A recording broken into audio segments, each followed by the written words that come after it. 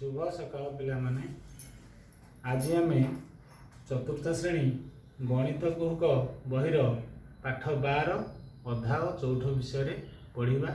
गला क्लास रे आम ये अधा और चौथ विषय पढ़ी जिनस गुड़ को केमती गणी करी खंड खंड करी एवं भांगी करी अधा चौथ करा जाए से विषय पढ़ी। आज जिनस को किपरि अधा करा जीवो, विभिन्न प्रकार जिनस को किपरि अधा करा जीवो से विषय टिके अलगा प्रकार रे जानिबा। आमे डाली चाउल अटा गहम ये सब जिनस जो दुकान रू किणुचे ताको आमे किछि केमिति आमे अधा करिबा से विषय रे किछि जानिबा।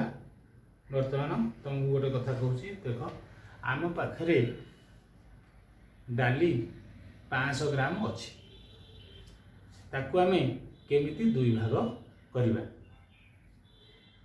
डाली अच्छी केते 500 ग्राम,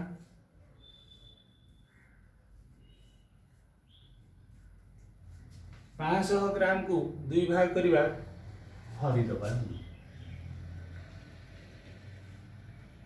प्रति भाग रे पड़िला 250 ग्राम।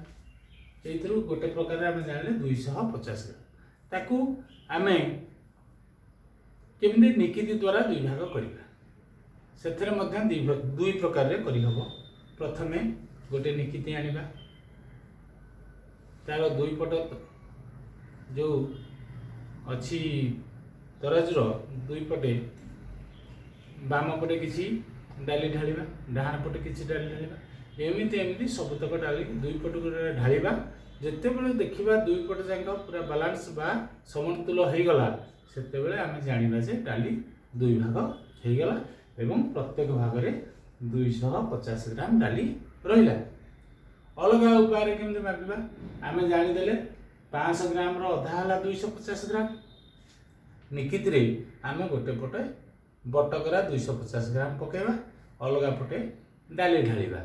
डाली ढालिबा ढालिबा ढालिबा जिते बेले देखिबा निकित रो दुई पटे एपटे 250 ग्राम बटकरा एपटे रहला डाली, जिते बेले समान हे जिवो आमे जानिबा जे एतक डाली हला 250 ग्राम। से परि दुई थर आमे मापी दबा, दुई थर आमे 250 ग्राम भलिया दुई भाग डाली पाई गले। वर्तमान 500 ग्राम डालीटा दुई भाग हे गला।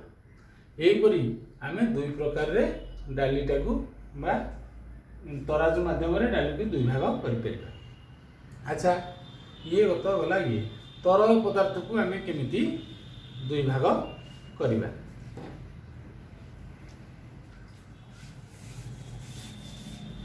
नीता और मोहन भाई भौणी थरे तांको माँ गोटे बोतल रे क्षीर फुल करी तांको देले, कहले तमे दुई जण जाक अधा अधा क्षीर भाग करी पी देव।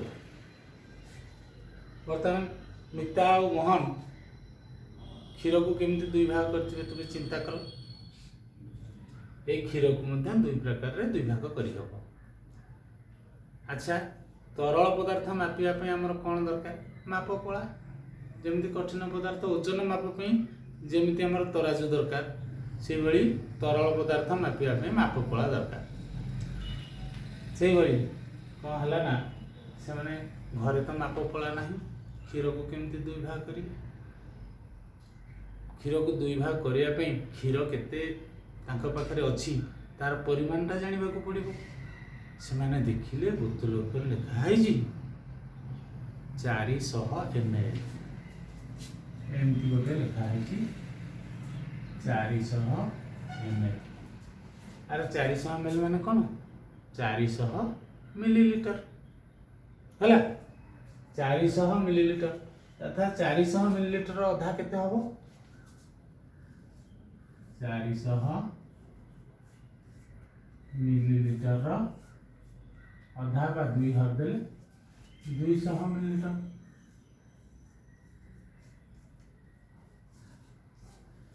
एथरु जना पड़ला से माने प्रत्येक 200 मिलीलीटर नाके क्षीर पीबे। अच्छा, 200 मिलीलीटर क्षीर पीबे केमिति पीबे? तांको घरे तो माप पड़ा नाही, बहुत खोजाखोजी पर देखिले तांको घरे दुईटा समान ग्लास अच्छी एवं से ग्लास दुईटा को से माने आनिले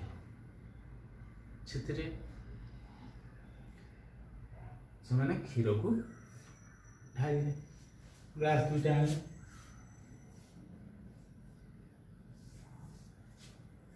समान ग्लास आनिले क्षीर ढालिले देखिले दुईटांग ग्लास रे क्षीर एतिकी लेवल हो गला परे बोतल रो क्षीर सरीगला दुईटांग ग्लास रे भी समान परिमाण क्षीर रहिला एथिरे से माने क्षीर को मध्य समान दुई भाग करना जेहेतु 400 मिलीलीटर दुई भाग कर देला पर 200 मिलीलीटर प्रति भाग रहला ये भेला 200 मिली ये भेला 200 यही परिमाण से माने क्षीर को दुई भाग करी पीदेले एथर आम कौन जानिले कहला पिला माने एथर आम कौन जानिले विभिन्न पदार्थ को भिन्न भिन्न उपाय आम भाग करि परिबा आज पिला माने हमर एतिकी रहिला क्लास नेक्स्ट क्लास रे आमे अधार अधा बा चौथ विषय अधिक जानिबा से पर्यंत रहुची विदाय।